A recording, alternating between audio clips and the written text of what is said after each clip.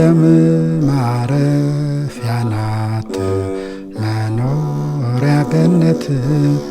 ዓለም ማረፊያ ናት መኖሪያ ገነት ተነሱ እንከተል እኛም ከሄዱት አፈር ከሸተተን ከያዘን በሽታን ብንቆርብ አንድንም ይህን ጊዜን በርታ መቁረብ በሕይወት ነው ንስሐ መግባት መቁረብ በሕይወት ነው ንስሐ መግባት ይኩሉ አይገኝም ከገቡ መሬት ቆዳ